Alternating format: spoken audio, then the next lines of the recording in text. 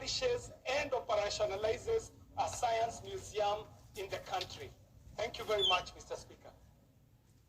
Thank you, KJ. Next, Chairperson, Mediation Committee, Dean Nyoro is not here yet. Mashako, I thought Honorable Mashako.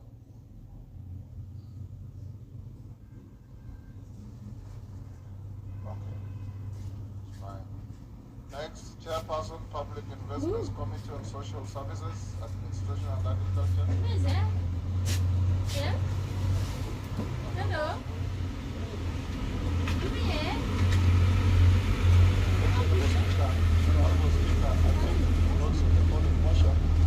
That this House adopted the report of the Public Investments Committee on Social Services, Administration and Agriculture on its consideration of the report of the Auditor General on 23 non-compliant state corporations laid on the table of the House on Wednesday, 23rd August 2023.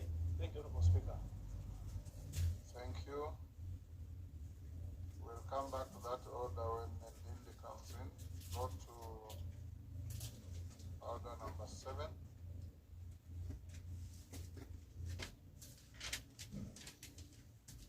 Order number 7, questions and statements.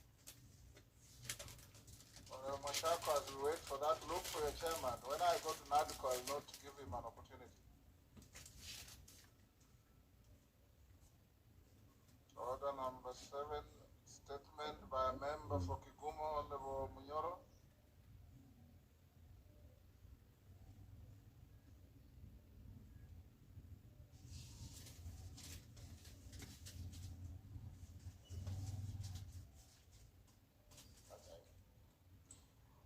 Thank you, Honorable Speaker. Honorable Speaker, pursuant to the provisions of Standing Order number 44, subsection 2C, I rise to request for a statement from the chairperson of the Departmental Committee on Finance and National Planning on the plight of border operators across the country. Honorable Speaker, the border sector has emerged as one of the key sectors driving the uptake of the buy now, pay later BNPL models for purchase of various merchandise, including motorcycles. The model, according to industry players, has gained popularity, especially among young and low-income consumers who may not have access to traditional credit facilities. And recent reports indicate that boda and small vendors account for the largest share of the BNPL model. However, what is marketed as an accessible path to owning a motorbike and achieving financial independence has become a nightmare for hundreds of jobless youth in the country. BNPL providers lure borrowers with deceitful promises of low down payments and easy installments, yet hidden fees, exorbitant interest rates, and aggressive debt collection tactics soon reveal the true cost of the commodity. Honorable Speaker, according to border operators, the business is highly competitive and the daily proceeds cannot service weekly installments. As a result, hundreds of young people are counting losses following indiscriminate impounding of motorcycles, including those belonging to diligent owners with less than 10% outstanding loans. Honorable Speaker, it is against this background that I request for a statement from the chairperson of the Departmental Committee on Finance and National Planning on the following. 1. Could the chairperson explain the measures and mechanisms the government has put in place to regulate the activities of buy now, pay later BNPL providers in the country, including addressing rogue lending institutions responsible for violations of consumer rights? And 2, could the chairperson explain plans the government has put in place to develop alternative financing models that are fair, transparent, and genuinely empower border operators? I thank you, Honorable Speaker. Thank you, Honorable Munyoro. Is the Chair of Finance here? Vice Chair? Ranger?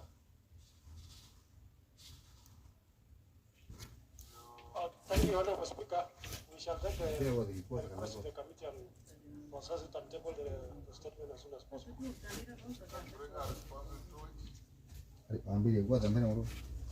Yeah, 2 weeks, yeah.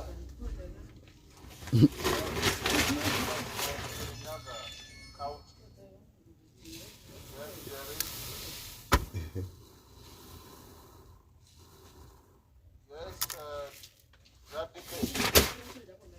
Why are you raising your hand? Thank you, Mr. Speaker, and I would like to take this opportunity. The reason why I'm raising my hand is that because we are on statements, and there's a statement I had requested from the chair for security in terms of the events that were happening in Matunda, where one lady was killed by robbers. Up to today, we have not gotten any substantial statement on the matter.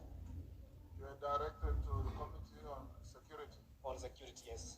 The Committee of Tongoyo. Is Tongoyo in the House? Mazo? When do you bring the response to Mutai's request? Give Honorable Mazo the mic. Thank you very much, Honorable Speaker. I think as you said at the beginning of this session, that matter has been overtaken by a lapse. But already the matter is before the Ministry of Interior, and we can still pursue because it's a security matter. So security matters should not be allowed to just go down the drain. We will request for about 2 weeks to be able to respond to the Honorable Member. Thank you, Honorable Speaker.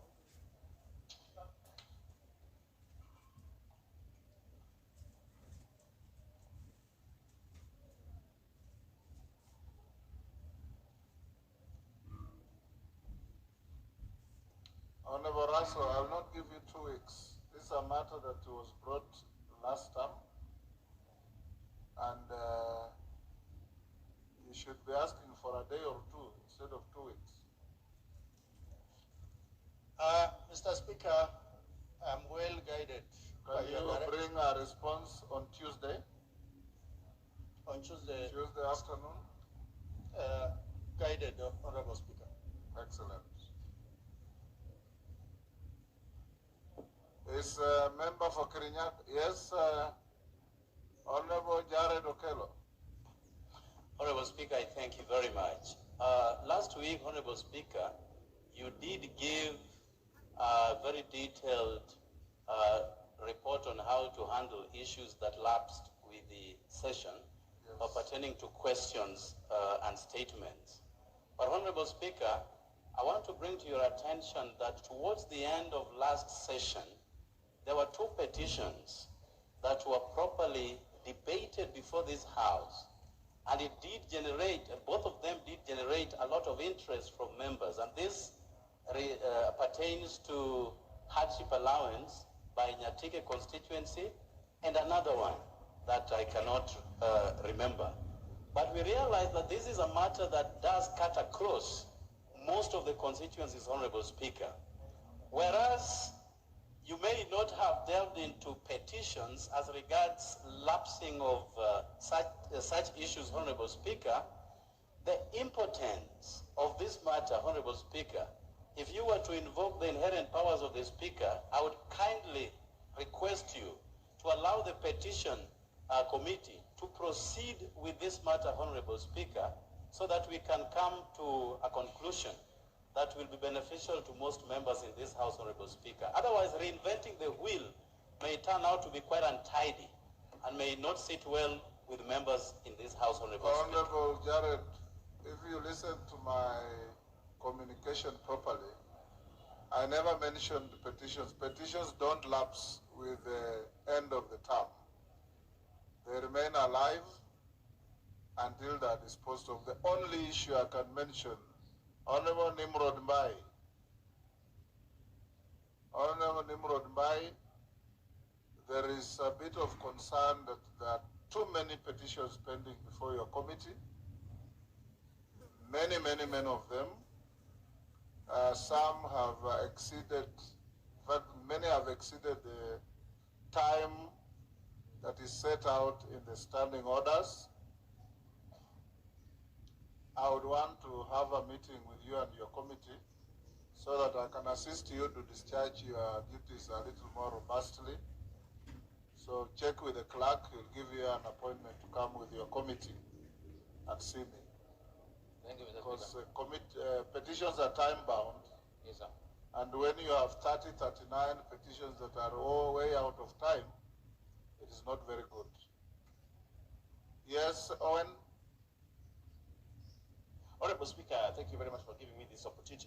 Just on the same note, Honorable Speaker, you see this petitions committee came into life in this parliament, 13th parliament. But in the previous parliament, we've had petitions being dealt with at the committee, departmental committee levels, which was more effective.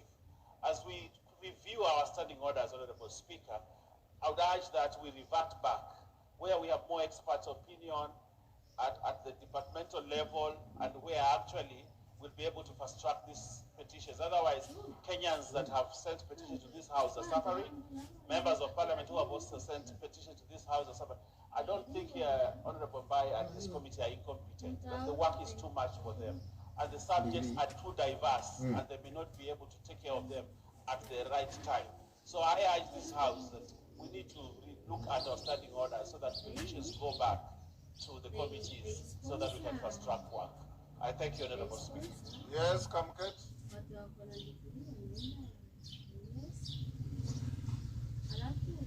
Yes, Kamket.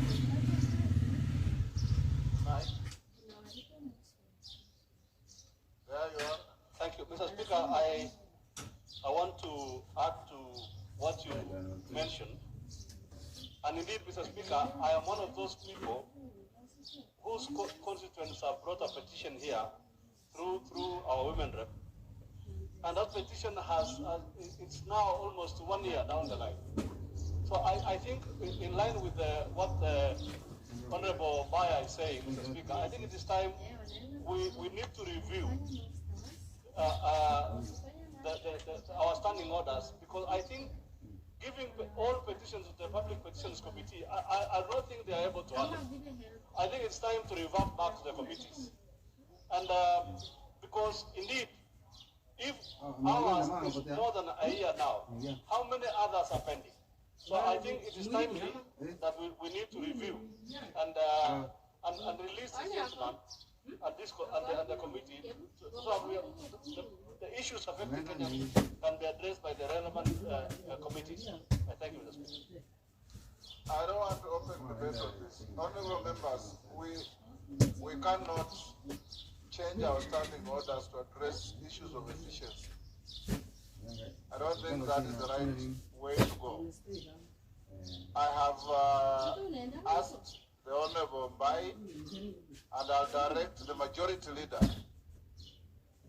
that the clerk will give you an opportunity to come with the petitions committee to see me, so that we can address any difficulties they have in processing petitions. The reason this committee was set up was to offload the bulk of work from committees to give them time to do their work. Because committees, I'm told, were spending inordinately large amounts of time on petitions against their core business. What we need to do is to inject more energy and vigor in the petitions committee headed by the Honorable Nimrod, and we will assist them to do so. We cannot change the law because we are not moving fast enough. Yes, Junet. Honorable Speaker, we stand as you directed. But Mr. Speaker, the matter is more holistic. Mr. Speaker, if you look at statements, or even statements, there are many statements that have not been replied to. Mr. Speaker, if you take attention to what the Honorable DK has just raised, somebody has lost his life or her life, and a year down the line, there is no response to that yet. Mr. Speaker, it looks like the people who are responsible to give the explanations, that is the executive, are not taking this matter very serious, Mr. Speaker. That these responses, this is the only place they can be held accountable to the Speaker. And our mandate as Parliament is very clear. Legislation, oversight, and representation to the Speaker. There is no any other organ that can oversight the executive to the Speaker. So when we are asking for these questions, it is not a favor they are doing. It is a constitutional mandate that they are supposed to execute to the Speaker. So the Speaker, we need to enforce it properly. I know my colleagues are from Lithuania. I don't feel like your government. You are members of Parliament. We have to oversight the executive. You can just take Mandasi there and thank them for meeting them. Thank you very much. Dindi Nyoro, we'll go back to order number 6. Did I see Dindi? Yes. You go back to order number 6. In fact, order number 5. Lay the report on the table and go to order number 6 and give you a notice of motion.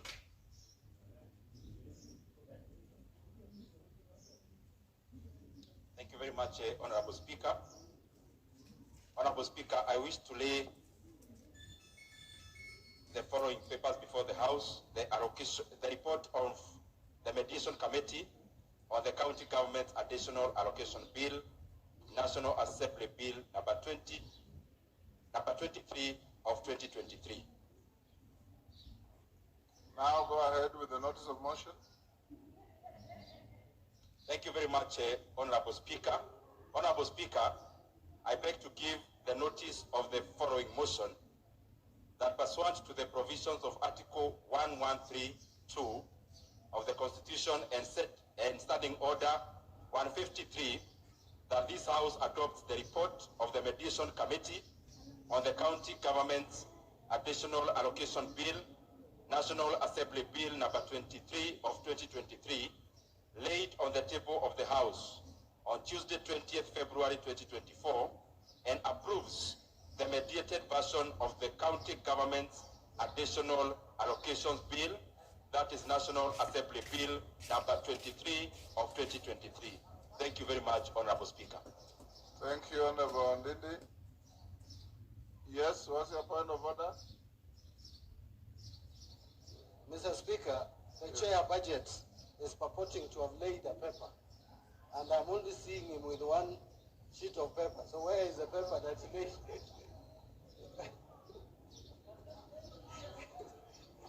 he laid it on his desk.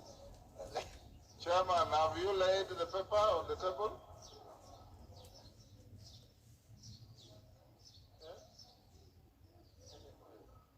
Thank you very much, Honorable Speaker.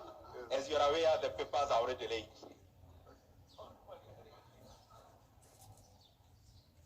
We go back to order number 7.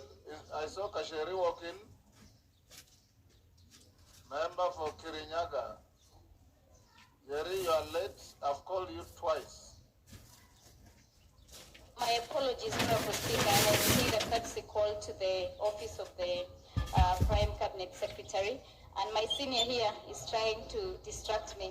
Honorable Speaker, I rise, I rise to request... The Conga, you shall not distract Jerry. Go ahead. Honorable Speaker, I rise to request for a statement regarding the death of the 23 persons after consuming illicit brew in Kirinyaga County. Honorable Speaker, pursuant to the provisions of Standing Order 44-2C, I rise to request for a statement from the chairperson of the Departmental Committee on Administration and Internal Security regarding the death of 23 persons after consuming illicit brew in Kangai Village, Kirinyaga County. Honorable Speaker, over the years, the country has witnessed various incidences where people lose their lives after consuming illicit and adulterated alcoholic drinks. The most recent occurrence happened in Kangai Village in Kirinyaga County on 6th of February 2024, where 23 persons died while several others lost their sight after consuming illicit alcohol suspected to have expired and with a high concentration of ethanol. It is feared that the death toll may rise since conditions of victims who are receiving treatment has been deteriorating. Honorable Speaker, there has been an escalation of trade in illicit and adulterated liquor, proliferation of counterfeit alcoholic brands, mushrooming of liquor outlets operating without proper licensing, increase in underage drinking, and the rise in deaths attributable to illicit liquor in the country. The situation calls for strict implementation of the regulatory framework on alcoholic promotions, licensing, and treatment and rehabilitation of addicts as provided for under the Alcoholic Drinks Control Act 2010 in order to mitigate the adverse effects of illicit brews. Honorable Speaker, it is against this background that I request for a statement from the chairperson of the Departmental Committee on Administration and Internal Security on the following. Could the chairperson provide a report regarding the status of investigations into deaths of the victims of the illicit brew in Kangai Village, Kirinyaga County in February 2024? Could the chairperson provide information on whether the owners of the outlets from where the brew was obtained have been apprehended and prosecuted? And could the chairperson explain the measures the government has put in place to ensure strict compliance with Alcoholic Drinks Control Act 2010 and effective implementation of alcohol control policies in regions mostly affected by consumption of illicit brews? I thank you, Honorable Speaker. Thank you, Honorable Njeri. Tongoyo. Thank you, Mr. Speaker. On the issue of the statement, I will ask for 2 weeks to get a response from the ministry. But, Mr. Speaker, I want just to say one thing. I will not give you 2 weeks. Sorry? I will not give you 2 weeks. I'll give you 1 week. 23 lives lost. Well guided, Mr. Speaker. You should be having facts with you within the shortest time possible. Well guided, Speaker. But I want just to say one thing, Mr. Speaker. Actually, the issue of these menace of alcohol and killing Kenyans is becoming an issue that should concern all of us, Mr. Speaker. The issue, as much as we want to say, is the issue of the ministry and the police. We all know the issue of the licensing of illicit of these brews is a function of the county, and it's an issue that we must actually start conversation, Mr. Speaker. No, just let me finish. What I'm saying, Mr. Speaker, we have a big problem that we must, as a house, start looking our laws, because the Constitution, the 2010 Constitution, referred the function of licensing to the counties, and that is what probably is giving our officers even a hard time to enforce such kind of so it's an issue that a conversation that we should start as this house, Mr. Speaker. But 1 week of length, Mr. Speaker.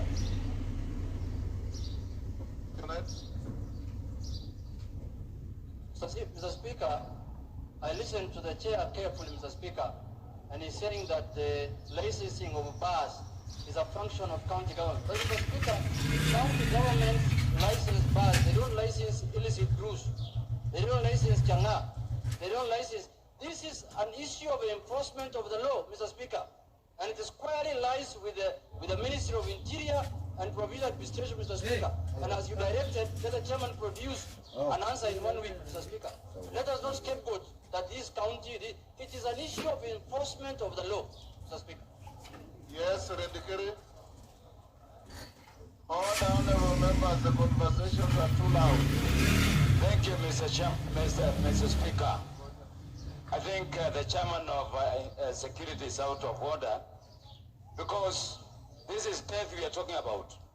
And the brew they took came from the police station, which is within his mandate. And that's what the Honorable Women Rep of Kirinyaga is talking about. So you cannot now run away from his responsibility. Let him go get down to the business and give us the correct content. He should not divert our attention.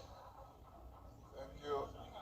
Majority Leader, I'll give you. Thank you, Honorable Speaker. Honorable Speaker, I am constrained but to agree with the member for Buri and the Honorable Junet that indeed there is absolutely nothing wrong with counties licensing bars this particular incident in Kirinyaga, Honorable Speaker, and maybe the chair is not aware, already officers, police officers, have been arrested and charged in court because they stole exhibits that were being stored in a police station and sold them to the person now who sold this alcohol to people in a bar. And therefore, Honorable Speaker, the problem is not just a problem that we can point at the county governments in terms of licensing of bars. It begins with law enforcement by the police. And Honorable Speaker, the chair, as a person oversight in the police, must be emphatic in ensuring that his committee summons the Inspector General of Police to say what they are going to do to ensure that the police indeed do their work in enforcing the law as it is. Secondly, and more importantly, Honorable Speaker, I am hoping that the chair, other than pointing fingers, will take this opportunity through the committee in charge of Interior to now draft a national government level legislation touching on the licensing of manufacturers of alcohol, because that will not be left to the county government. It is up to us, and that is what I would have wanted to hear the chair speak to, that his committee now will draft legislation that will regulate. How do you even regulate the movement of ethanol and methanol in this country? Because, Honorable Speaker, this, what we are calling illicit brews, are not illicit brews. It is simply ethanol and methanol being mixed with water and being sold to people as alcohol. And that is what our committee in charge of Interior should be working on, legislation that will ensure that we regulate who sells ethanol, how is it sold. Because, Honorable Speaker, the sale of ethanol is one of the most lucrative illicit trade. The road between Namanga and Nairobi, Honorable Speaker, the entire corridor is a scene of crime. And the chair should know, from the Namanga border to Nairobi is an entire scene of crime. Every other truck, I hear even Isabania in Migori, every truck that you find on that road is carrying ethanol in drums. This ethanol is disguised with onions and tomatoes. And the police know, Honorable Speaker, if you want to be the OCPD Kajiado today, you have to know people in Vigilance House here to be deployed in Kajiado, because it is the most lucrative place to be because of this illicit trade. Therefore, the chair should not be taking us in the scapegoating of this county government and that county government. We must deal with the problem where it is. The problem is with the police, enforcement of law, and also this house has an obligation through the committee to make sure that we have legislation that regulates the sale of ethanol and methanol. Thank you, Honorable Speaker. Oundo. Thank you, Speaker. Let me also take this opportunity to sympathize with the lost souls because of consuming illicit brew. Honorable Speaker, there is danger of branding some local brews to become illicit brew simply because people have lost lives in other places.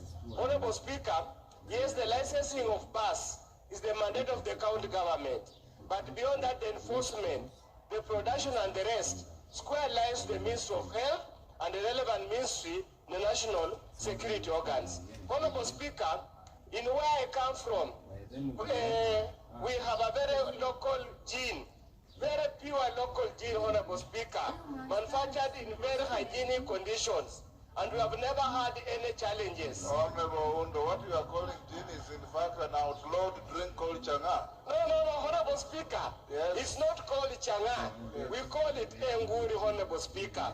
And it's a very clear and clean gin. Go and read the definition of changa in the Changa Prohibition Act. And Honorable Speaker, if you go to my constituency, we have no shortage of kids. We have no shortage of pregnant women. So honestly, Speaker, we do not want the mess that has happened in central Kenya to be applied blanket application the entire country to eliminate our national pastime in our community. Honorable Speaker, let regions deal with their problems as they arise and not have a national condemnation of local Bruce, thank you, Honorable Speaker. Order, Honorable Undo, for avoidance of doubt. Under the Changa Prohibition Act, Changa is described as Nguli, Machwara, Machozi Simba, Kill Me Quick, or any other spirituous liquor, howsoever described.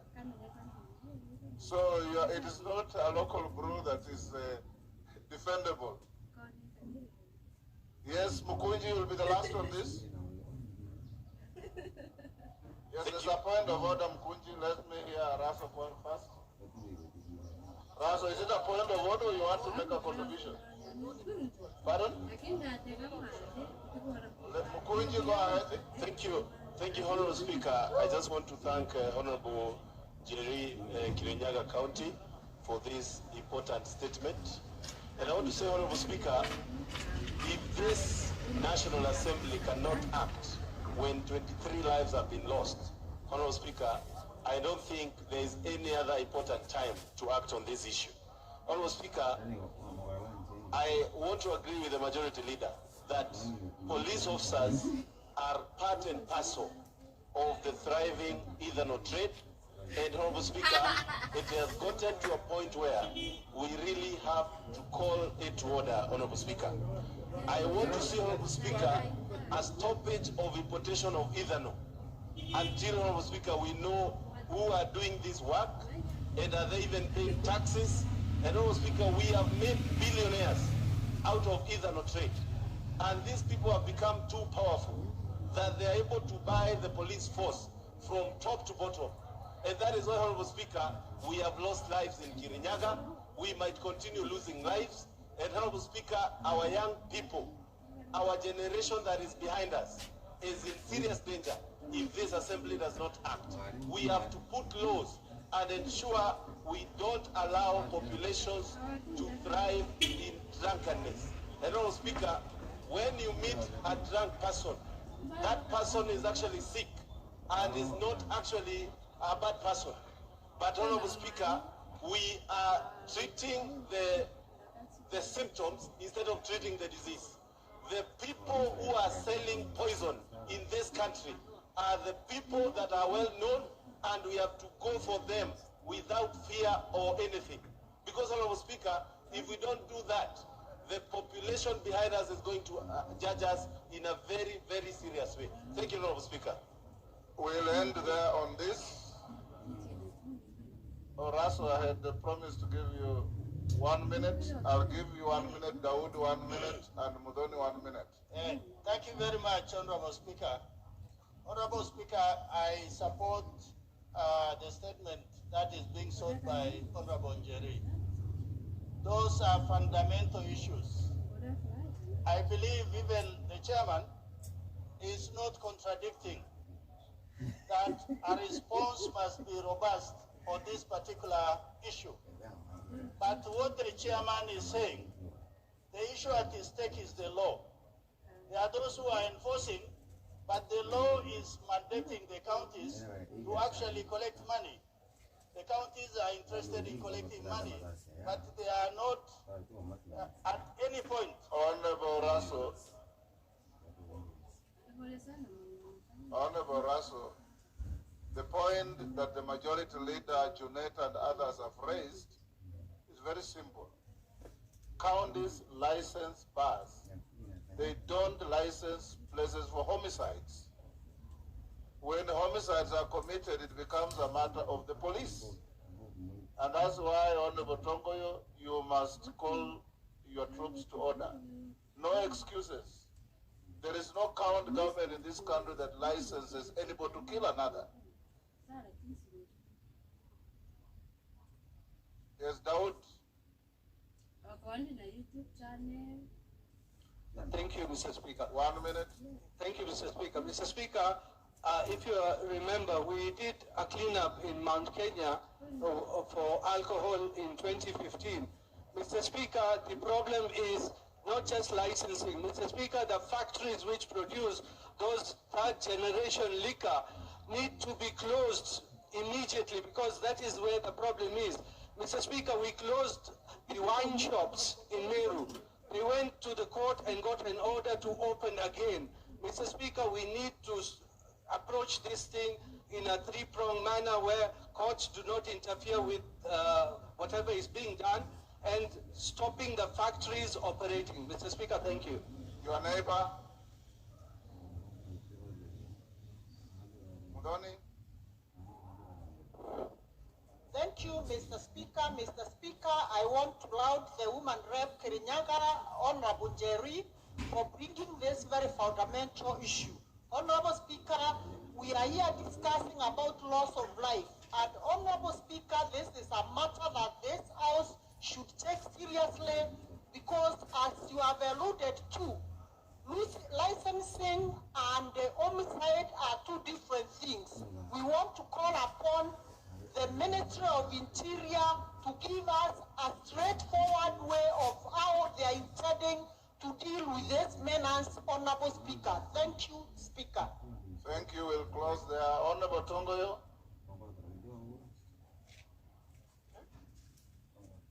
So, Speaker, I just want to first appreciate and really able to also say that it is really very unfortunate, the life lost. It's a very sad story that such a time we still lost such a number of lives of young, productive Kenyans through taking over toxin products. Mr. Speaker, I agree with all these members that there is a need to look into the whole structure, even of our police enforcement. But in this particular case, Mr. Speaker, I've taken your guidance. We are going to communicate to get a response in record short time. On Tuesday. On Tuesday. But what Mr. Speaker was saying, and I think the leader majority actually got it very proper. We have the pieces of legislation and laws that we can able to look from our end to include licensing of course, of production, export and import, but at the same time, we should extend the same to tighten our laws and actually our policies even in the licensing from the counties. And even a possibility of reverting some of the functions in NACADA for proper management of licensing of these liquors, Mr. Speaker. That is exactly what I was saying. But once again, I want to apologize, to say sorry and pass my condolences to the life lost. Thank you, Mr. Speaker. Next order.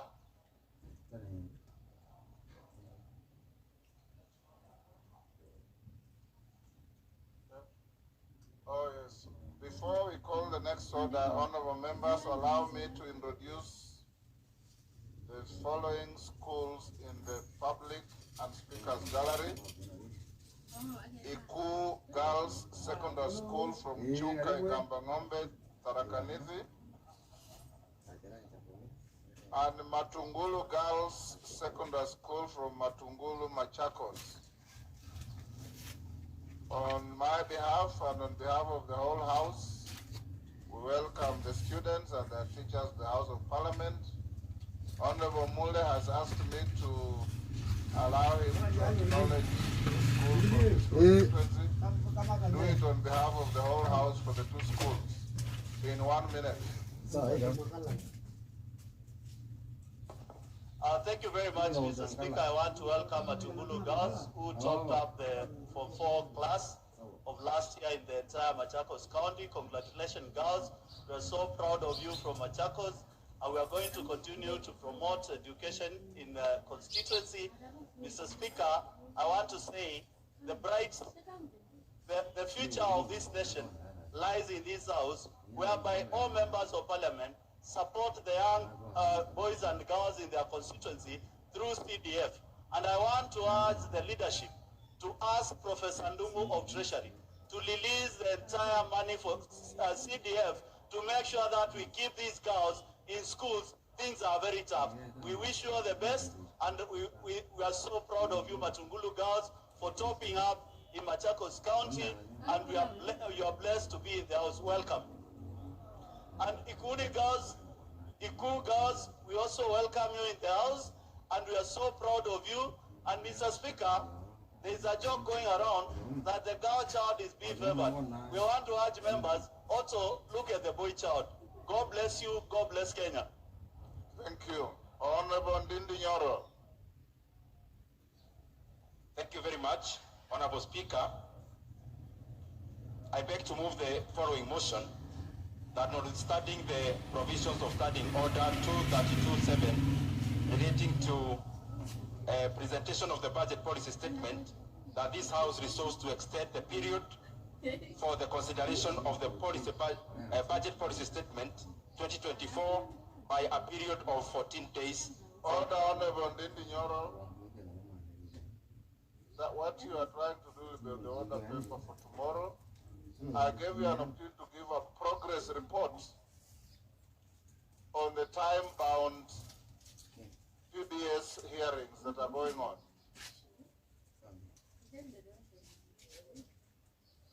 Thank you very much, Honorable Speaker, for that guidance.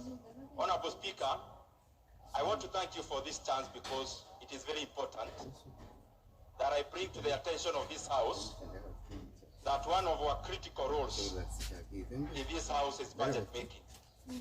Honorable Speaker, it is usually a lengthy process. Possibly most of us even before actually thought that this is a process that starts in June.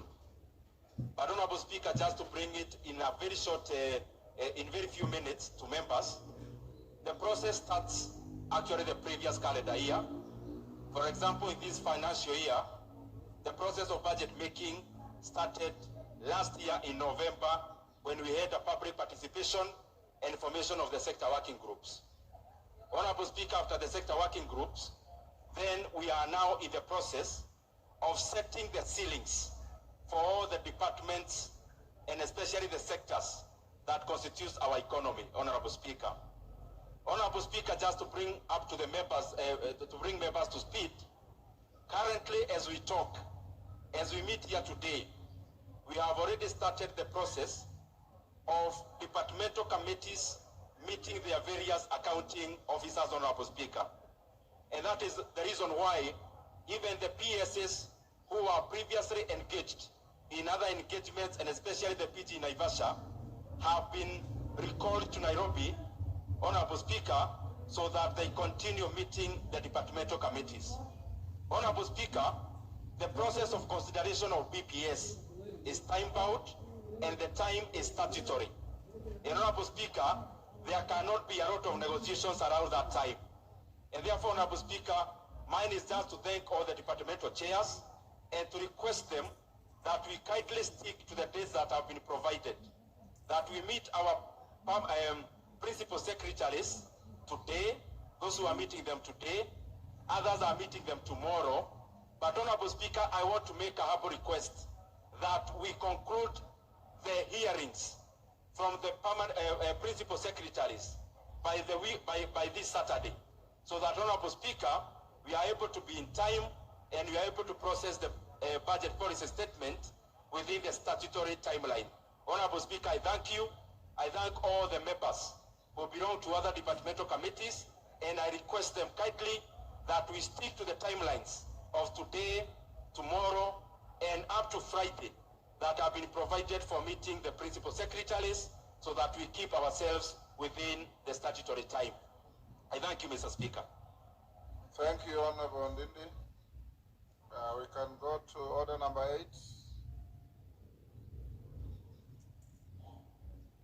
Yes, Honorable Nyikal. Mr. Speaker, thank you, Mr. Speaker. As we go to order number 8, Mr. Speaker, I rise to seek your guidance on the issue of tabling and contents of the issue of.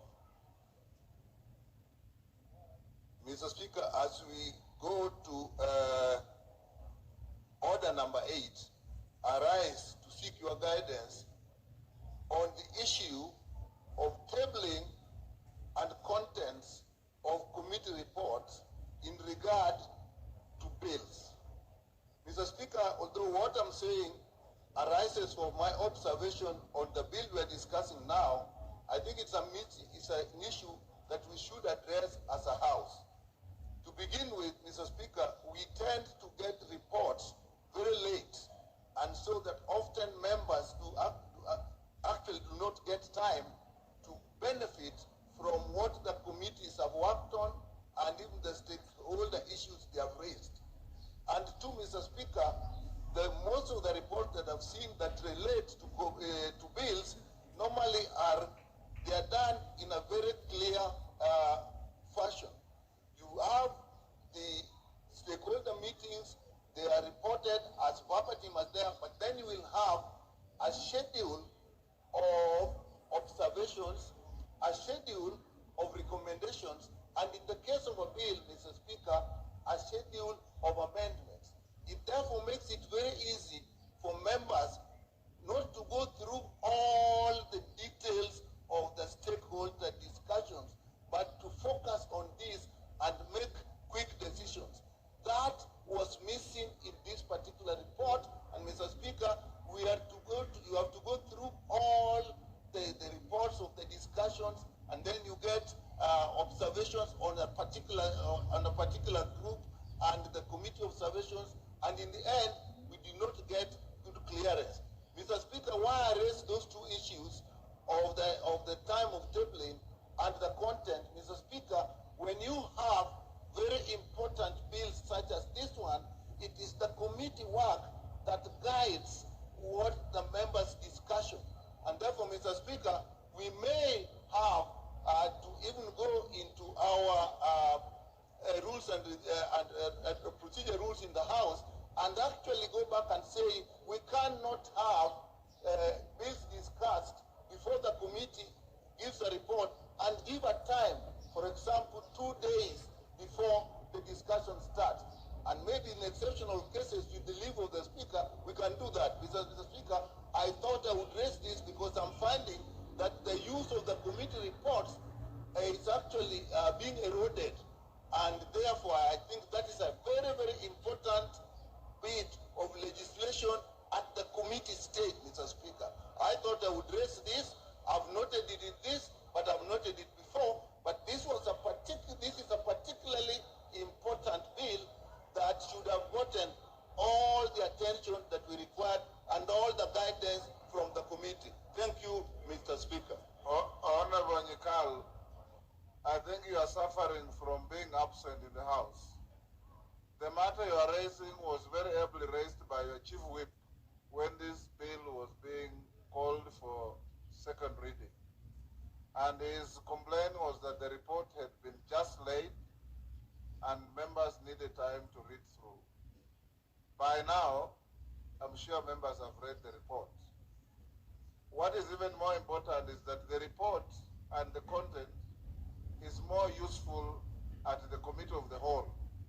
That's when you can make changes to the bill arising out of the committee recommendations. That's when you can file your amendments if you wish. But I get your point, and the clerk will address some of the issues you have raised. Let's call order number 8. Yes, Honorable Jeanette. On the same issue? Mr. Speaker, on budget policy statement. Yes. Mr. Speaker, the budget policy statement issue has been explained here by the chairman. I want the majority leader to give me an ear, Mr. Speaker, through you. Mr. Speaker, the budget policy statement is one of the most important documents in the budget making process in this House, Mr. Speaker. And Mr. Speaker, it was supposed to be laid here by 15th of February, Mr. Speaker, and we are already late by 5 days. Today is 20th, Mr. Speaker. It was laid, but we have lost time. Mr. Speaker, I'm of the view that going forward, it is either we change our standing orders so that it can be committed to relevant committees when we are away, or we change the Public Finance Management Act so that the timelines can be increased from 14 days to 21 days, Mr. Speaker. Mr. Speaker, this is the document that informs how our budget will look like in the next financial year, Mr. Speaker. And I know members are asking, are we implementing it? But this is the framework. This is the document that every member must take very, very serious, Mr. Speaker. Mr. Speaker, I want to urge through the majority leader that bring an amendment to the Finance Act so that we can increase the timeline. Thank you very much, Mr. Speaker. Honorable Jeanette, again, what you are complaining about has actually been cured. The standing order said it has to be laid by 15th. It was laid on the 15th. And it has to take 14 days.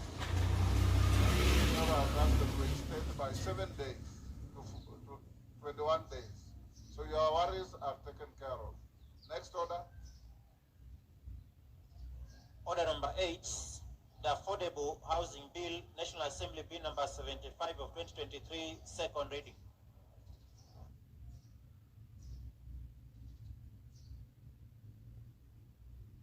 Honorable Mbandi, you're on the floor, but there's a point of order by Chepkonga. Hold your horses. Order. Thank you very much, Mr. Speaker. I raise pursuant to Standing Order number 95 as read together with Standing Order number 83. But Mr. Speaker, before I raise that point of order, I thought my very good friend, the Honorable Musa Sirma, who is the chair of CDF, had very important information to communicate to this House, particularly when the Honorable Stephen Mule was welcoming his students. We thought that the students would go back home knowing that CDF has been released. Can you raise your point of order in relation to order number 8? No, I was just trying to... And Honorable Sirma, you don't have to stand up simply because your name was mentioned. Go ahead. You want no, Chepkonga. Yes, go ahead. Raise your point of order. Thank you very much, Mr. Speaker. Mr. Sirma, take your seat. Thank you, Mr. Speaker. He needs to take a cue to raise a point of order himself. Mr. Speaker, this matter has been ably canvassed in this House.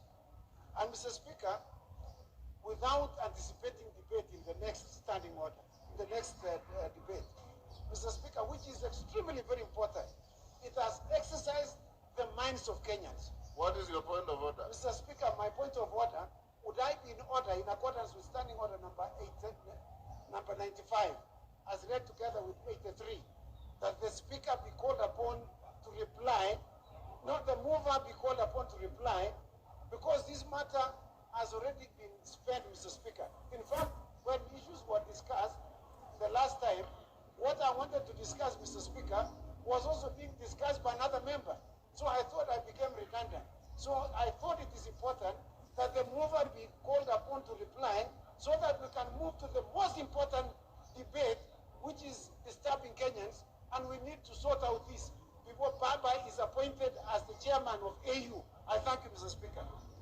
Before I exercise that discretion, I'll allow Honorable Mbandi, who is a ranking member of this House, to exhaust his time. Mr. You have a point of order, Honorable. Order, Mr. Speaker, the Honorable Chepkonga is a ranking member and is my friend, and in recent times we've been co-chairing a very important subcommittee on CDF. But Mr. Speaker, when he stands on Standing Order 95 to persuade you to exercise your discretion, knowing that on the day the debate on this matter started, I and him were busy representing this House in another important matter, and I, among others, have not had the opportunity to say our bit. He is not only misleading, he is being unfair to the rest of us. So, Mr. Speaker, I want to urge you not to accept that invite. This is a very important matter, Mr. Speaker, as you know, that has invited interpretation by the court. As a House, we got it wrong the first time. It is important to get it right the second time without rushing. I submit, Mr. Speaker, and I was the first in this House this afternoon waiting to speak to this matter. Thank you, Mr. Speaker. Honorable Mbandi.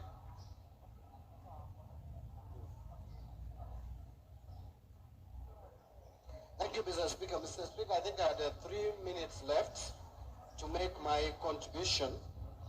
And Mr. Speaker, there's something that worries me with this bill. Looking at clause number 4, and a few members have spoken to it.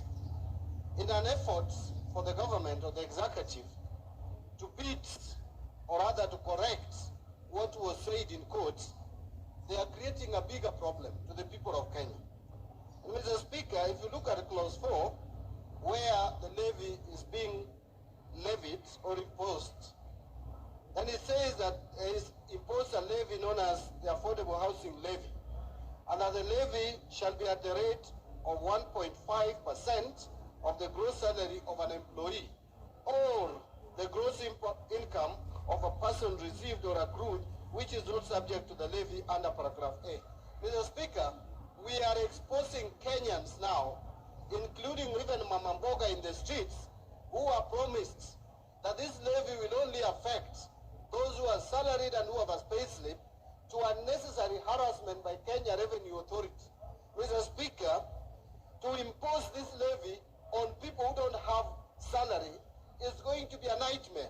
And what we are doing, in short, is to allow the Kenya Revenue Authority officers to now be snooping and harassing Kenyans, including even farmers, Mr. Speaker.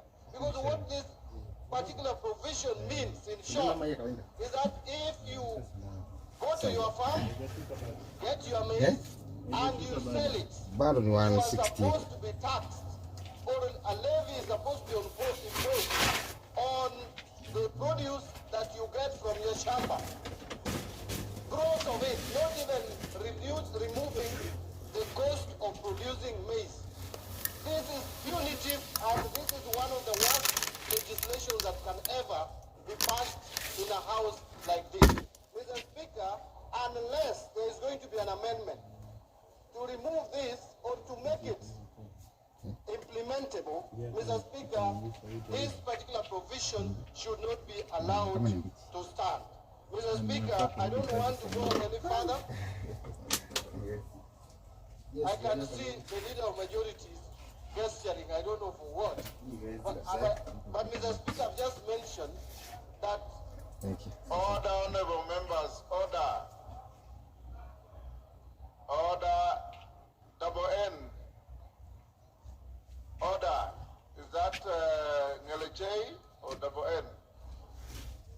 The exuberance and loud conversations are disrupting even the speaker to hear what the member on the floor is saying. Mr. Speaker, what I was saying was very important, so I may need to repeat it. Mr. Speaker, the provision under clause 4 is very, very, very dangerous. And I would urge that this matter is relooked into, because now, Mr. Speaker, those farmers in the village who, after producing their crops, sell their produce, will be required to surrender 1.5% of the gross produce to this housing levy. Mr. Speaker, this is punitive.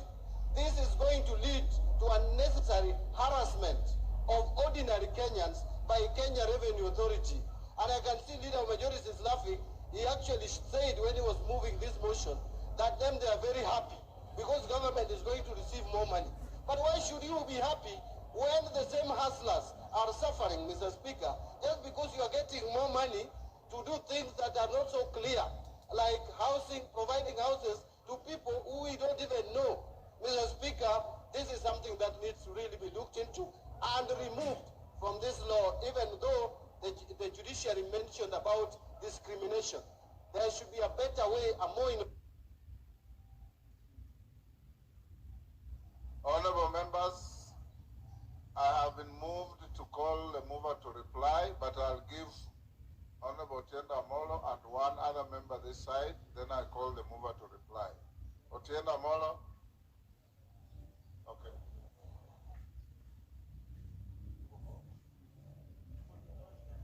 Thank you, Mr. Speaker. Yes. Mr. Speaker, this issue has various facets, but the first, which is of note, is the aspect that it increases the tax burden on Kenyans by a good 3%.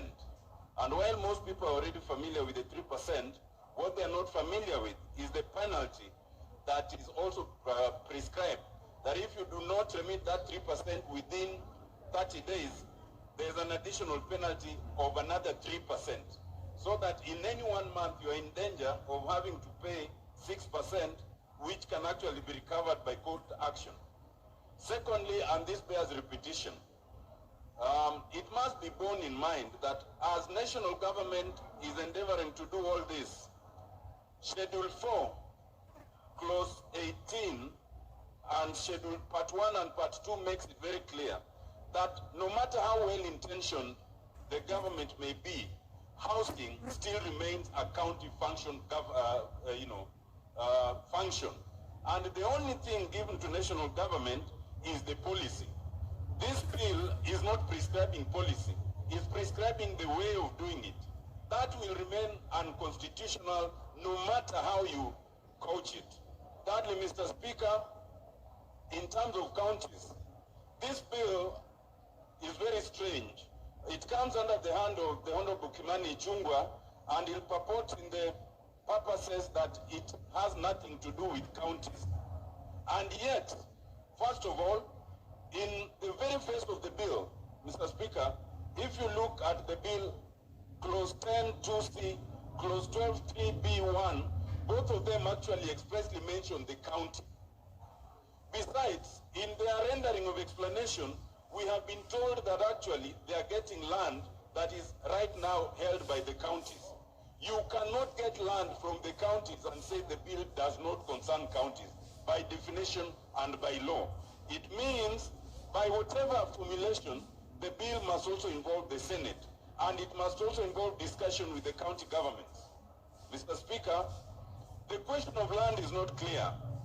This bill proceeds as if these units will be built in the air. There is no attempt to talk about land acquisition at all. In fact, more importantly, under the Constitution, whether it's land held on behalf of the county or on behalf of the national government, it is only the National Land Commission that is authorized to allocate that land. The bill does not even recognize the National Land Commission, and I've seen the submission by the commission itself. It was persuading the committee to have provisions on the process of land acquisition. Otherwise, you'll end up putting public money in land that is not even owned by the public.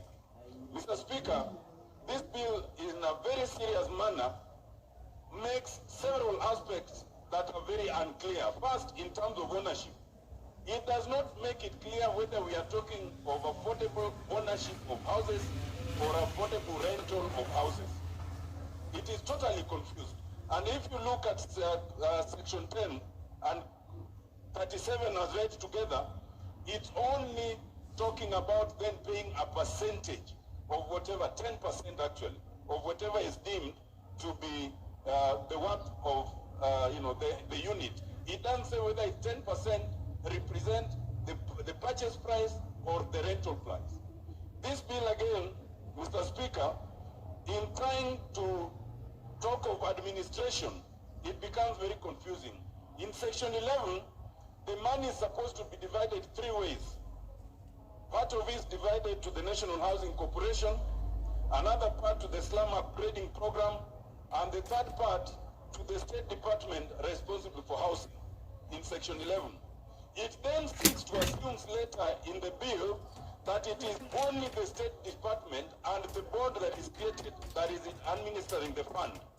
The truth is, once you allocate land to the National Housing Corporation, to the slum upgrading fund, you have no means under the bill of then superintending it.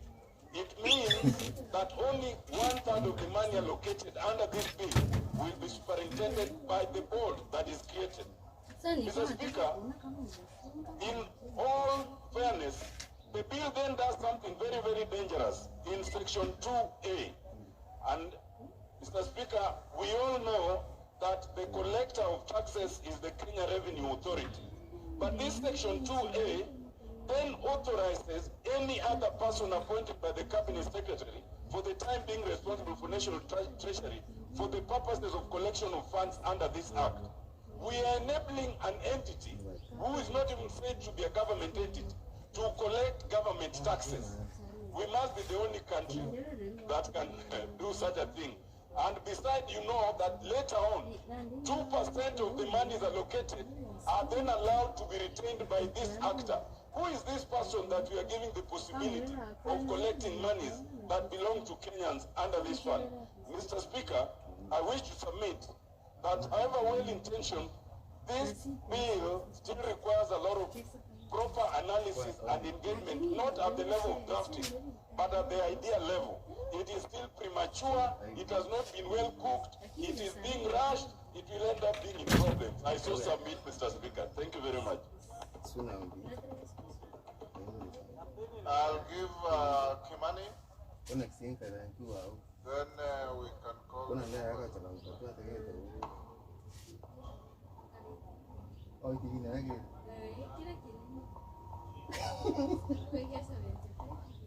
Okay, Thank you, Mr. You are giving the microphone to a member I have not called out. Thank you. Yes, Kimani. Thank you, Mr. Speaker. We appreciate the debate that you've held this afternoon and the views held by, among others, the Honorable Atendi Amolo. And tomorrow, during the Committee of the Whole House, the Joint Committees of Finance and National Planning and that of Housing, Public Works and Urban Development will be putting across several amendments so that we align the fears that members of this Honorable House has raised. But a few of those things that I would like to reply to is one, the issue or the question of the ownership of land and the transfer of these houses or where these houses are built on public land and how they are transferred from public land to private land. One of the amendments we'll be moving tomorrow is an amendment to the Lands Act. It is a provision that all the transfer of land from public to private will have to follow the Land Act, Honorable Speaker.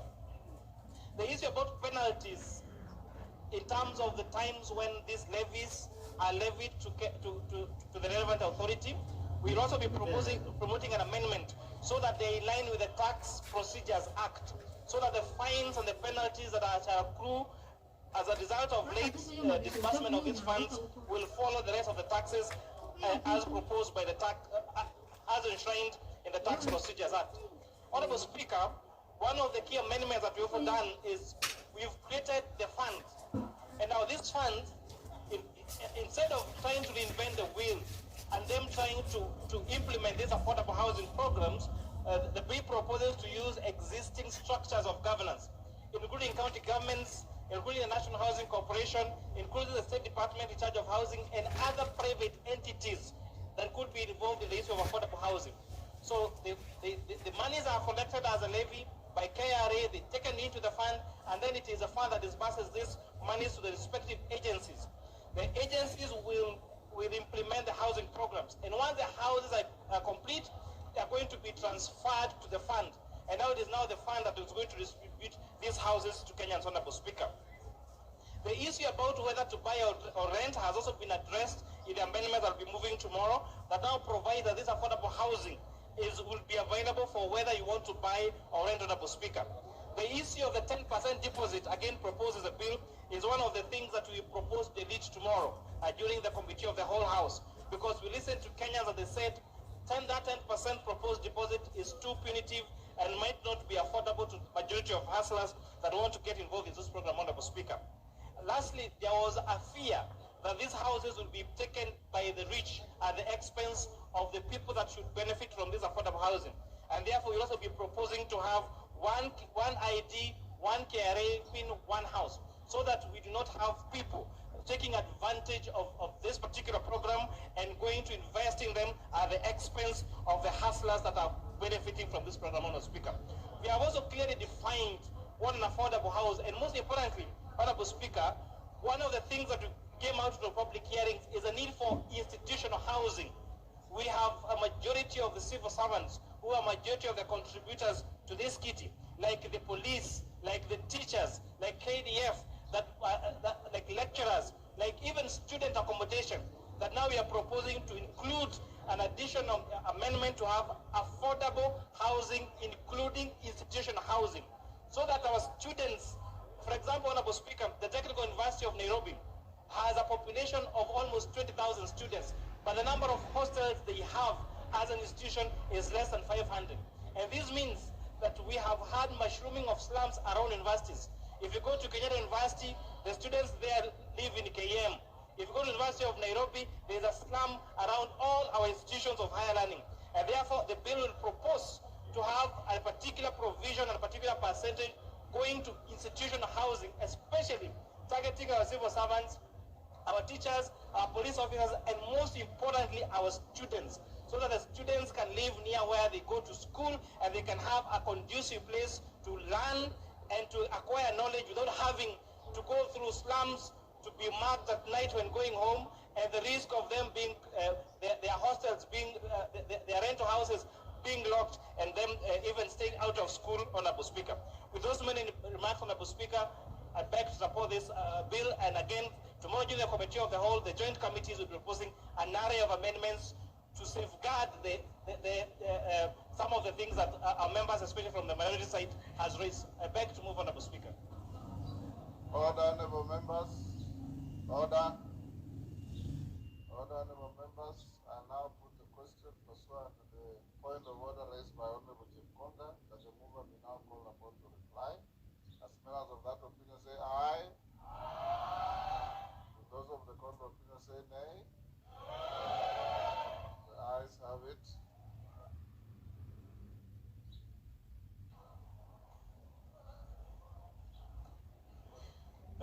Thank you, Honorable Speaker. Honorable Speaker, allow me in reply to first thank all the members who have contributed. Honorable Speaker, last Thursday when this debate began, just to dissuade that fear by the Honorable Tiende Amolo that this bill is being rushed, we were here up to 7 p.m. and very many members contributed. And I sat here pensively listening to all the contributions by the members. Honorable Speaker, I remember the Honorable Engineer Mwengi, who was asking, how will a person earning 20,000 shillings afford to save to buy a house of 2.5 million shillings? Honorable Speaker, the straight answer is in the bill. I'm certain the Honorable Engineer may not have read the bill. Under clause 2 of the bill on social housing, the bill is quite explicit that the social housing units will be houses for people, targeting people whose monthly income is below 20,000 shillings. The same questions I had the leader of minority asking, how will Mama Mboga, how will a boda rider afford to buy a house? It is these people who are being targeted with the social housing. The Honorable Tiende Omolo, who has just contributed this afternoon, is asking the same pertinent questions. Is this bill about affordable housing, ownership of housing, or is it about affordable rentals? And the straight answer again, it is about affordable ownership of houses. New home owners, millions of new home owners will be created out of this bill, Honorable Speaker, and not just rentals. And I know, Honorable Speaker, those who have been opposing this bill, a number of them are those who have vested interests in rental units in this country, who fear that affordable ownership of houses by Kenyans might in a way jeopardize their rental units. But I want to assure even landlords like myself, and Honorable Speaker, I am a landlord myself, just like many of us here, including the Honorable Junet. We are not threatened in any way by this bill. The housing gap in this country is so huge, Honorable Speaker, that we do not need to fear that anybody will be threatened. Okay, what is out of order? Thank you very much, Honorable Speaker. Majority Leader understands that all of us here in this House know how to read. And Honorable Speaker, firstly, it says the Affordable Housing Bill 2023. And if we go to what is out of order? The heading. Honorable Speaker, I want this clear. If we go to the heading, it talks about a framework for access to affordable housing. There is no indication of ownership here, Honorable Speaker. And that is the confusion that we are going through. Are we talking about affordable rentals, which could as well be part of this, or affordable ownership of a house? Honorable Speaker, ownership is not here. Order, Honorable unless we are going to make more amendments. Order, Honorable Kello, you are debating. You are not raising a point of order. Thank you, Honorable Speaker. You know, Honorable Speaker, reading English and interpretation of what is written in English are two different things. Honorable Speaker, moving on, the Honorable Oudo, in his submission, again was asking how will Chang'an brewers, or rather he asked that many of his, many constituents who are Chang'an brewers and pose the question that what mechanism will be there to collect this money. And I think it's the same question that the Honorable Opiyo Wandayi was asking. What mechanism will be there to collect this money as directed by the court? And Honorable Speaker, it is indeed true, as Honorable Otiende Omolo has submitted, that it is the courts that said we are not levying this tax to a certain section of Kenyans.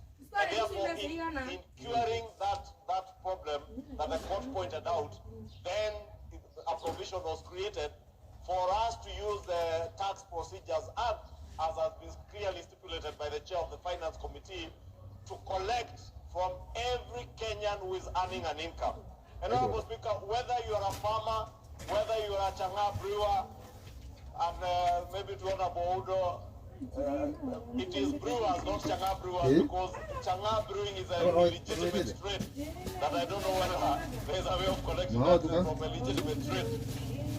But for any person who is involved in legitimate earning of an income, they shall be obligated to pay this under the Tax Procedures Act.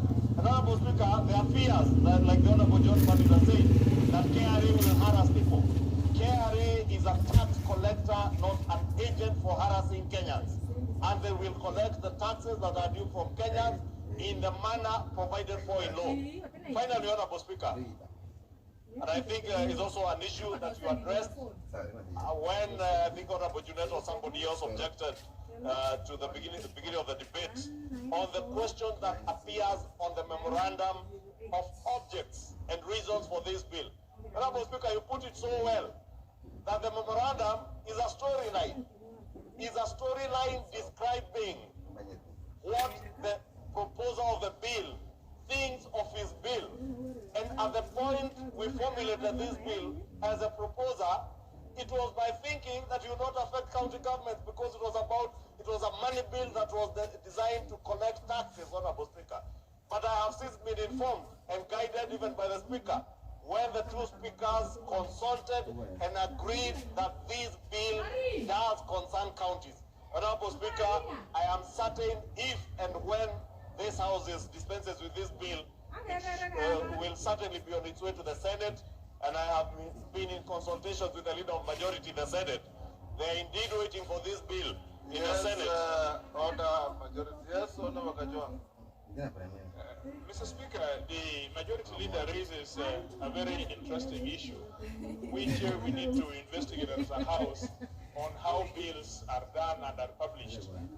Mr. Speaker, if a bill is styled to be a bill not concerning counties, and thereafter the proposer discovers that indeed it concerns counties, should this bill be printed afresh and published? Should it be debated in the manner in which it appears to be? This raises a legitimate... Mr. Speaker, if... Order, I'll cut you there. The matter you are raising was actually raised here by your leader, the minority leader, and he prosecuted it very effectively, and the chair ruled on it. One, that the Speaker of the House and the Speaker of the Senate are satisfied and concur that this is a bill concerning counties. Two, that whatever is in the memorandum is something that will not find itself in the body of the law when you pass it.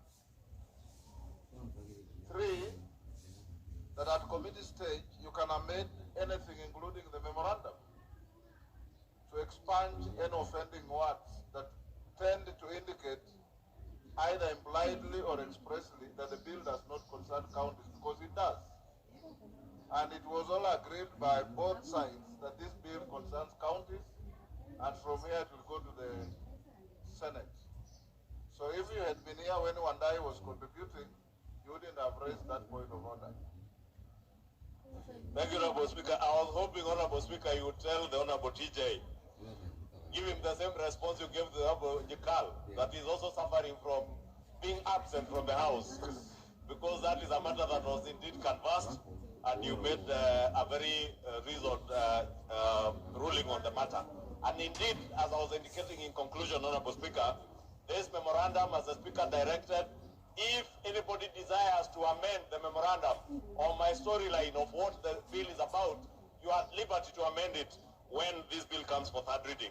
With those very many remarks, Honorable Speaker, allow me, Honorable Speaker, maybe, Honorable Speaker, in conclusion, Article 38, clause 38, Honorable Speaker, and the Honorable Engineer Mwengi also spoke to the issue of the contributions, voluntary savings, and to an extent he confused the voluntary savings to voluntary contributions into the fund. And the voluntary savings refer to under clause 38, refer to savings towards contributing a deposit, and is a deposit that the Honorable Chair of the Finance Committee has very ably stated that the provision that was there for a 10% deposit, and I remember when the units in Nakuru County were in Bondeni, Nakuru were advertised, Kenyans raised that particular question as to whether how many Kenyans will be able to afford 100,000 shillings, and that is what the chairman of the Finance Committee has indicated that they have proposed in their committee report during third reading to remove the provision for a 10% deposit, so that Kenyans, even what we do, Honorable Speaker, when you are getting into a rental house, you are required to raise a deposit of 2 months deposit and one month rent, or 1 month deposit and 2 months rent, and you pay an equivalent of your 3 months deposit as your deposit. Is probably something now with the removal of the 10% deposit that could be considered by the people who will be selling these houses under the fund.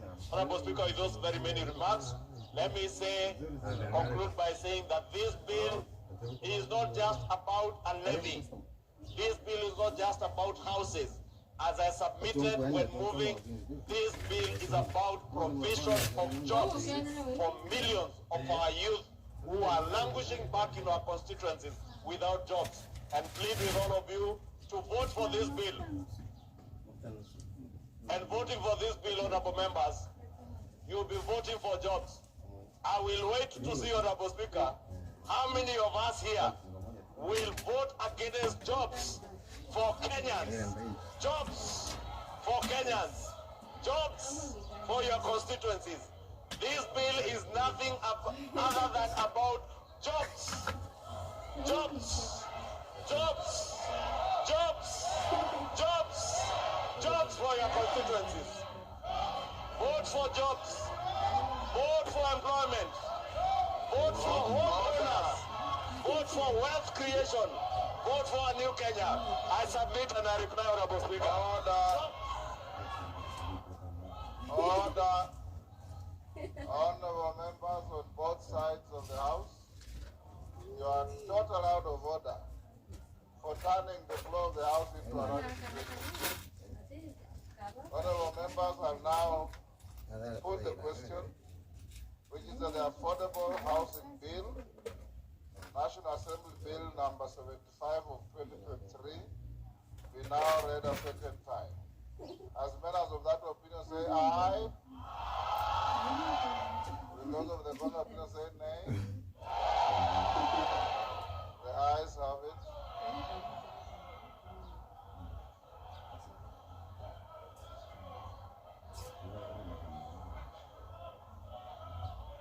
Take your seats.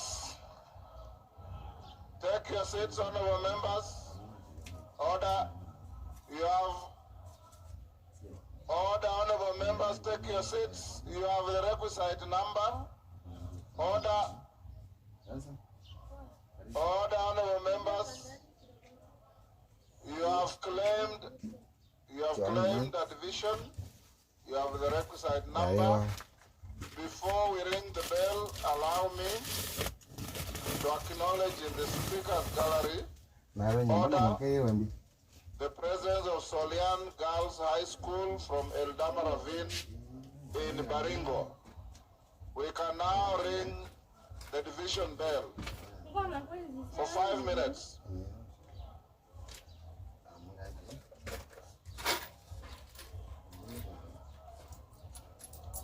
We are on division, we can't.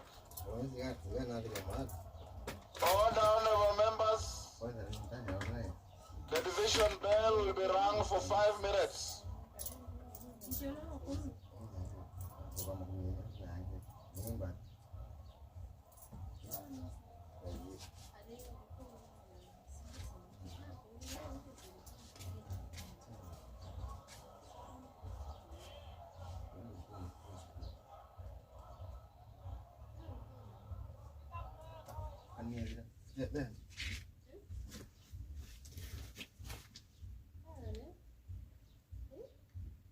Nào tôi qua trong tôi.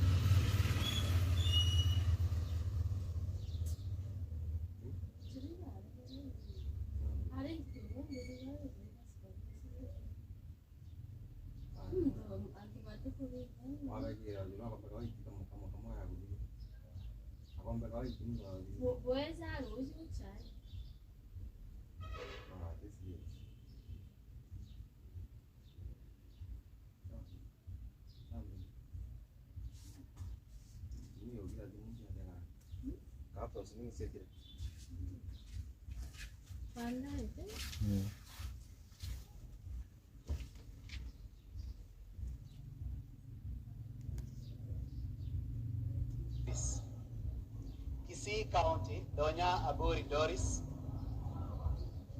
Kisumu County, Busia Ruth Odinga. Kisumu County, Busia Ruth Odinga. Kisumu Central, Joshua Oron. Kisumu East, Ahmed Shakil Shabir. Kisumu East, Ahmed Shakil Shabir. Kisumu West, Rosa Mbuyu.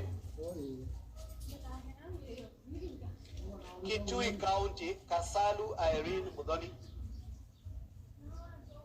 Kitui Central, Makali Benson Mulu. Kitui Central, Makali Benson Mulu.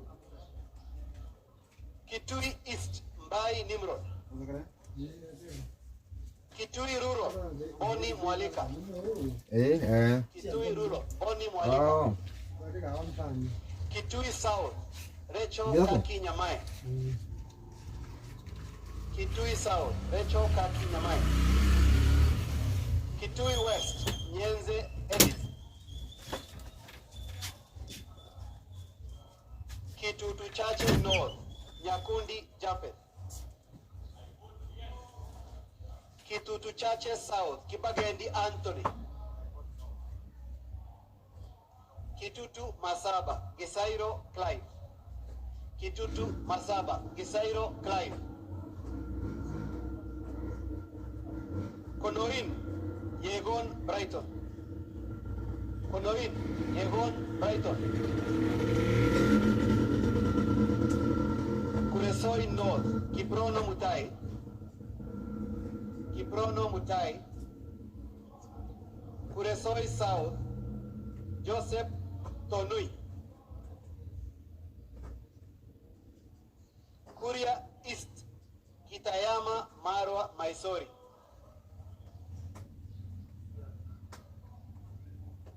Kuria West, Robbie Madias. Kuria West, Robbie Madias. Kwale County, Masito Fatuma Hamisi. Kwanza, Wanyonyi Ferdinand.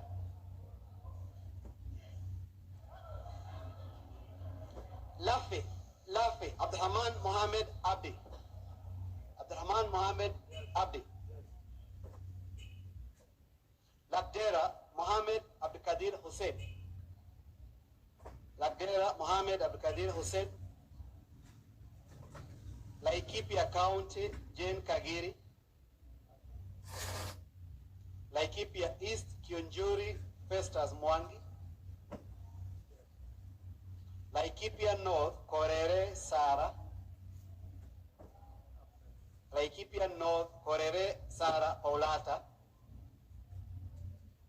Laikipia West, Karani Stephen Washira. Leisamis, Lekuton Joseph. Leisamis, Lekuton Joseph. Lamu County, Marubu Monica Mudhoni. Lamu County, Marubu Monica Mudhoni. Lamu East, Rueda Obo. Lamu West, Muiruri Stanley.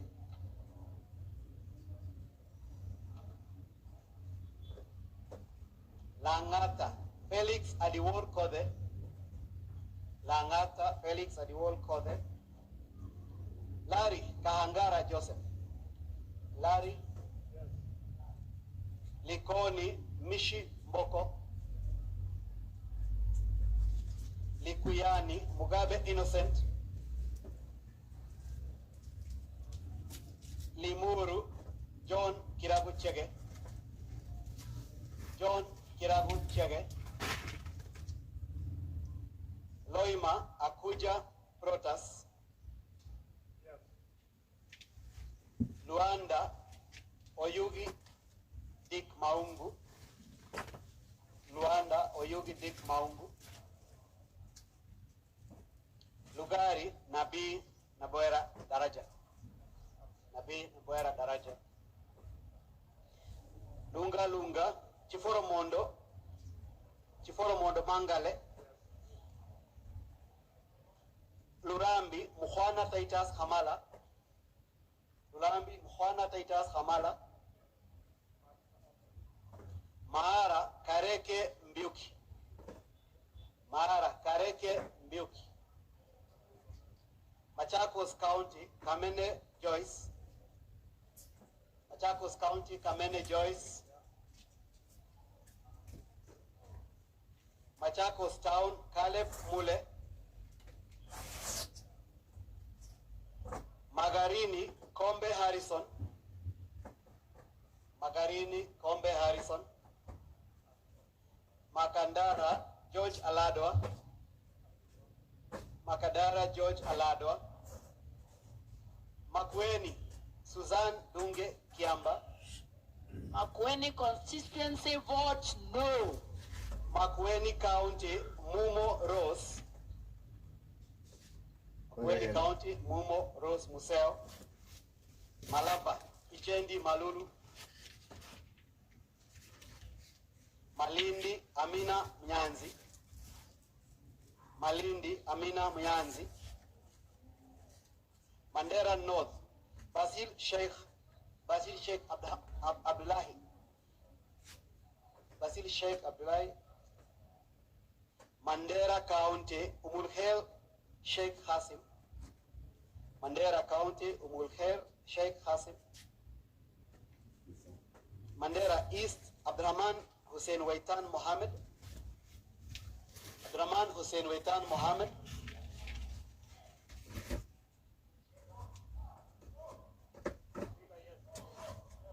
Mandera South, Haro Ibrahim. Mandera South, Haro Ibrahim. Mandera East. Order, honorable members. The member has voted already. Carry on.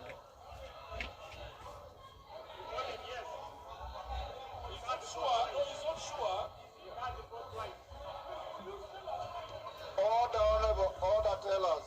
Order. I vote no.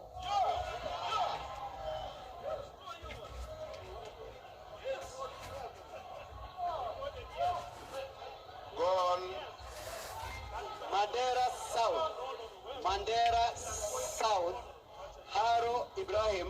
Mandera South. Haro Ibrahim. Mandera West. Yusuf Adan Haji. Mandera South. Haro Ibrahim. Yes. Mandera West. Yusuf Adan Haji. Manyata Mukunji John Gitonga.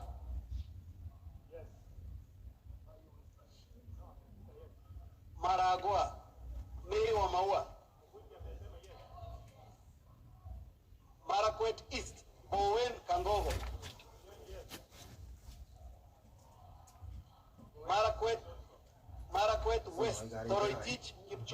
Modi. Marsabit County, wako Naomi Jilo. Masinga, Mwalio Joseph Mbidi. Masinga, Mwalio Joseph Mbidi. Matayos Odanga Geoffrey Mahoa. I vote no. Madare Anthony Oloch. Madare Anthony Oloch.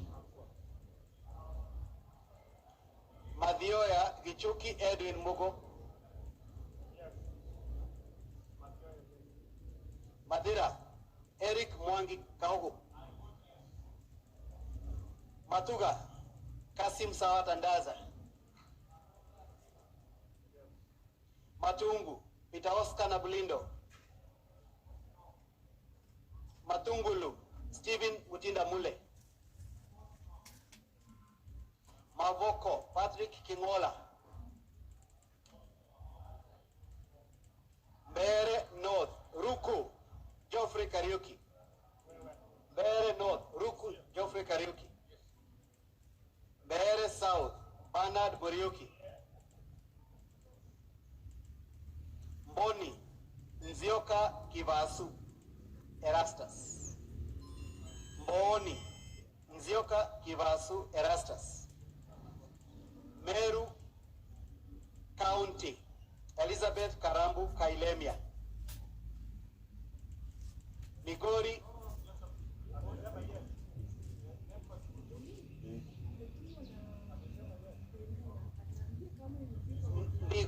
County Zainabu Mohamed Fatuma. Kwa niaba ya watu wa Migori, no. Kwa niaba ya Wakenya, no. Kiborek Ruben. Mogotio Kiborek Ruben. Moiben Barto Phyllis. Molo Kimani Kuria. Mombasa County Zamzam Mohamed. Mombasa County Zamzam Mohamed. Kwa niaba ya watu wa Mombasa napiga no. Mosop Kirwa Kipsang Abraham. Mosop Abraham Kirwa Kipsang. On behalf of people of Mosop, I vote yes. Moyale Guyo Wako Jaldesa. Moyale Guyo Wako Jaldesa. Sambweni Salim Faisal Bader. Sambweni Salim Faisal Bader. Mount Elgon Kapondi Frederick. Mount Elgon Kapondi Frederick. Moroni James Koyo Onyango. Kureini Kagushia John Gichoi.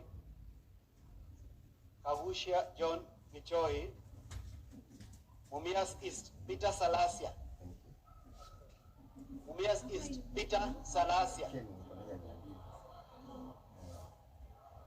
Mumias West Johnson Naika. Johnson Naika. Muranga County Betty Maina.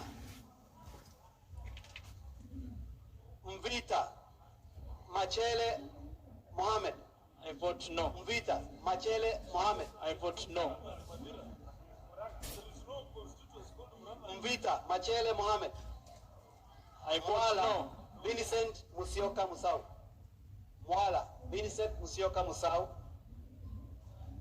Mwatate Peter Shake Mboko. Mwatate Peter Shake Mboko. Moya Mary Maingi. Mwingi Central Muliungi Gideon. Mwingi Central Muliungi Gideon. Mwingi North Paul Musimi Nzengu. Paul Musimi Nzengu. Mwingi West Charles Nguna. Charles Nguna.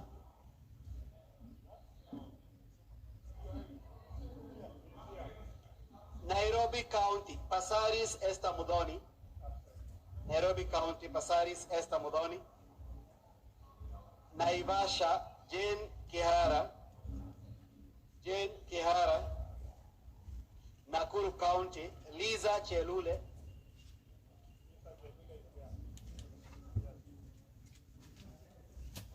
Nakuru Town East, Gekaria David. For jobs to our youth, I vote yes. Nakuru Town West, Arama Samuel. Arama Samuel. Nambale, Mulanya Joyfrey. Mulanya Joyfrey. Nandi County, Cynthia Muge. Nandi County, Cynthia Muge. Nandi Hills, Bernard Kitur. Nandi Hills, Bernard Kitur. Narok County, Rebecca Tonkei. Narok County, Rebecca Tonkei. Narok East, Aramat Lemanken. Aramat Lemanken.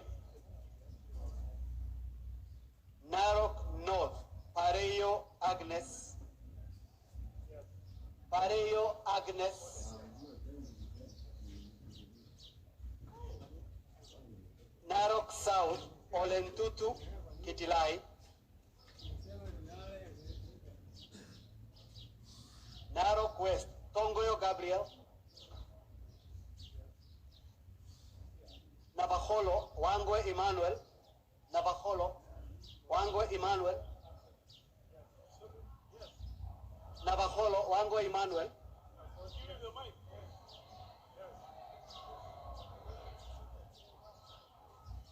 Daragwa, George Gachagua.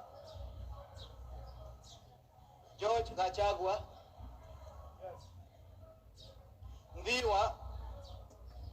Ndiwa, Owino Martin Peters. Ndia, GK Macharia, George.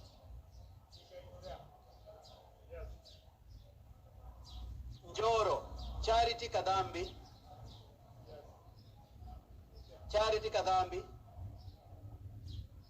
Northhor, Buyo Wario.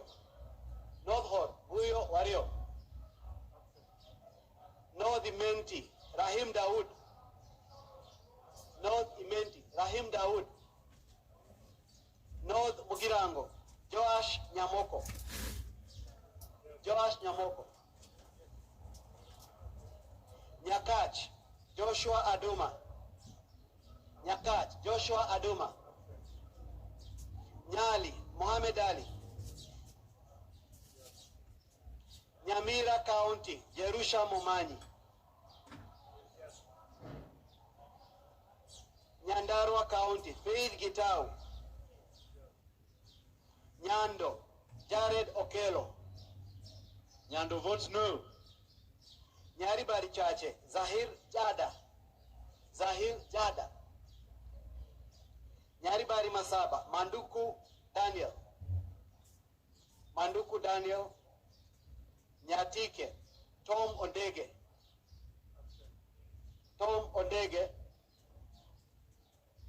Nyeri County, Rahab Mukami Wachira.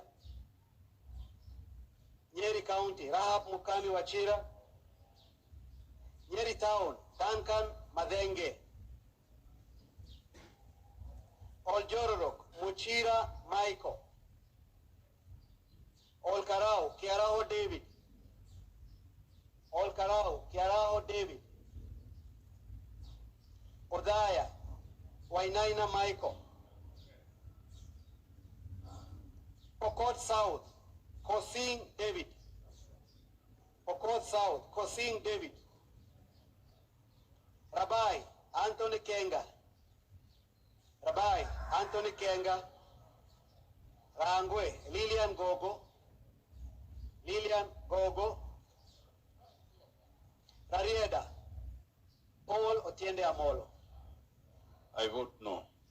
Rongai, Paul Kibet. Rongai, Paul Kibet. Rongo, Paul Abur. Paul Abur.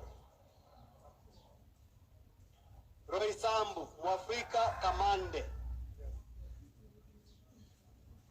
Ruaraka, Tom Joseph Kajwang. Ruiru, Kingara Simon.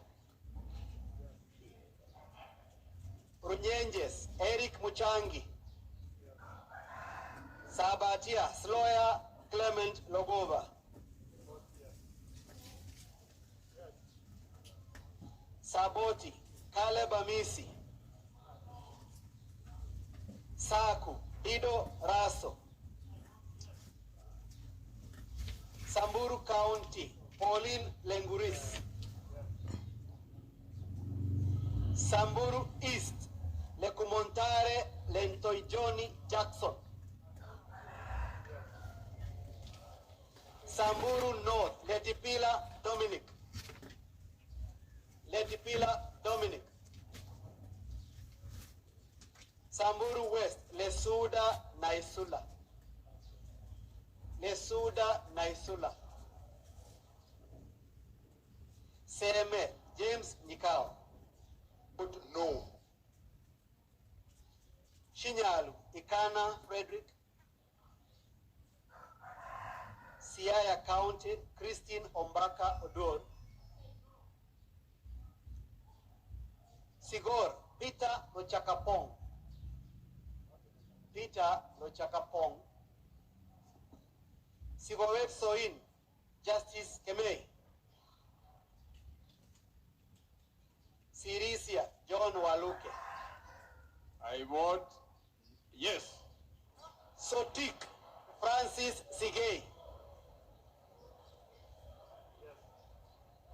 South Imenti, Shadrach Mwiti. South Mugirango, Silvana Sosoro. Soy, David Kiplangat. Starehe, Mwago Maina Emos. Starehe, Mwago Maina Emos. Suba North, Millie Grace Odiambo. Suba North, Millie Grace Odiambo. Suba South, Kalori Omondi. Suba South, Karoli Omondi. Phase 1 of the affordable housing having been completed in Homa Bay, I vote yes. Subukia, Gachobe Kinuthia. Gachobe Kinuthia. Suna East, Junaid Sheikh Mohammed. Suna East, Junaid Sheikh Mohammed. I vote no. Suna West, Peter Francis Masara. Peter Francis Masara. I vote no. Taita Taveta County. Taita Taveta County, Lydia Haika Mizigi. Tana River County, Amina Dika. Tarbaj, Hussein Abibare. Tarbaj, Hussein Abibare. Taveta, John Bwire Okano. John Bwire Okano. Jessa North, Kaunya Oku Edward. Kaunya Oku Edward. Jessa South, Mary Amase. Jessa South, Mary Amase. I vote yes. I vote for jobs for my constituency. Tetu, Mwangi Wandeto. Tetu, Mwangi Wandeto. Daraka, George Murugara. George Murugara. Darakadini County, Susan Gugi. Susan Gugi.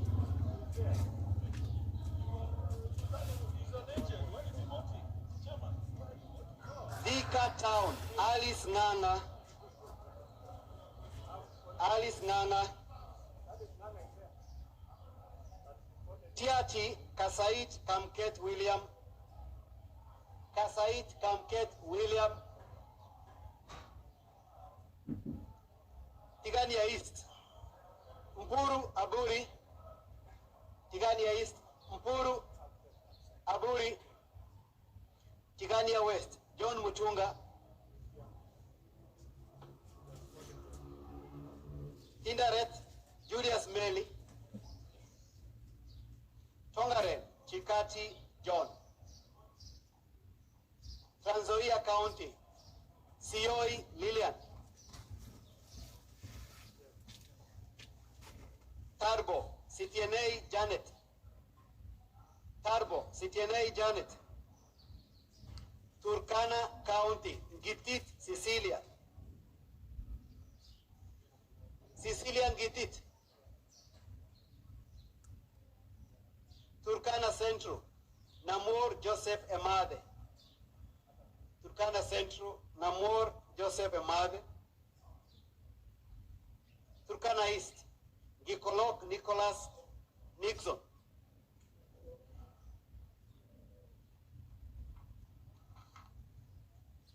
Turkana North, Paul Ekom Naibun, Turkana North, Paul Ekom Naibun,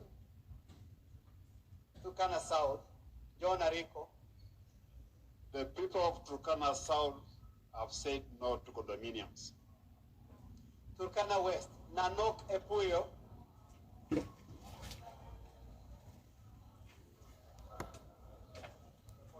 Uasin Gishu County, Gladys Boss,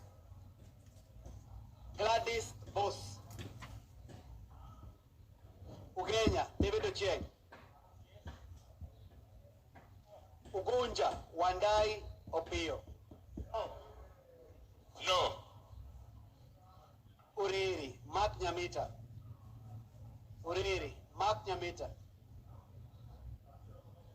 Vihiga, Kagesi Kivai Ernest. Vihiga County, Adagala Beatrice.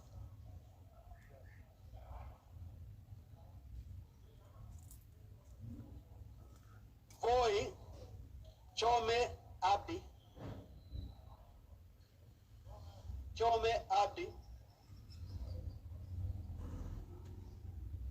I vote no. Wajir County, Fatuma Jeho. Wajir County, Fatuma Jeho. Wajir East, Mohammed Aden Daudi. Wajir North, Ibrahim Sane. Wajir North, Ibrahim Sade. Wajir South, Ado Mohammed Adam. I vote no. Wajir West, Yusuf Farah. Wajir West, Yusuf Farah Mohammed. Webuye East, Ferdinando Wanyonyi. Wabuye East, Wanyonyi Martin Pepela. Wabuye East, Wanyonyi Martin Pepela. Webuye West, Daniel Wanyama. Webuye West, Daniel Wanyama. West Mugirango, Stephen Mogaka.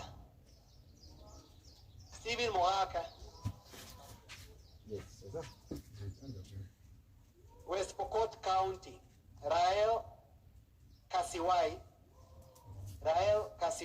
Chepkemoy. Westlands, Tim Wanyonyi.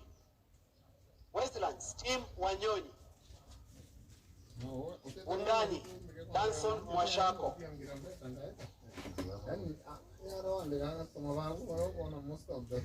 I vote no.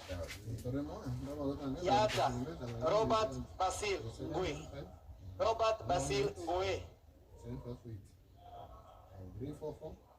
I vote no.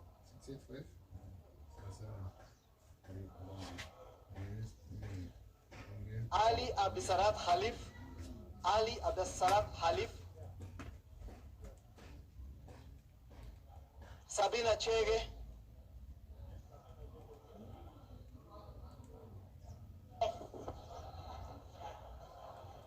Joseph Denar Hamisi.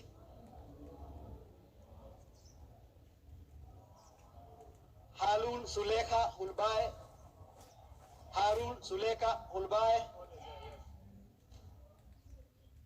Dorothy Mudhoni Ikiara.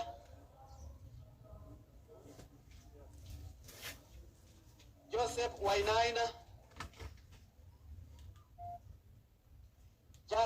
Jackson Kosgei Kipkemoy. Jackson Kosgei Kipkemoy. I vote yes.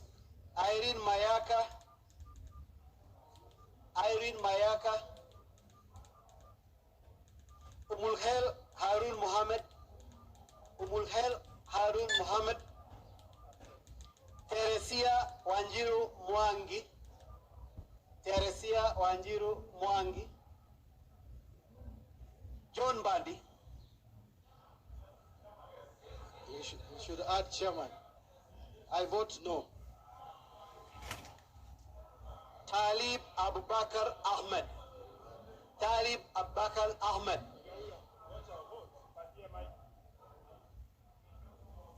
I vote yes.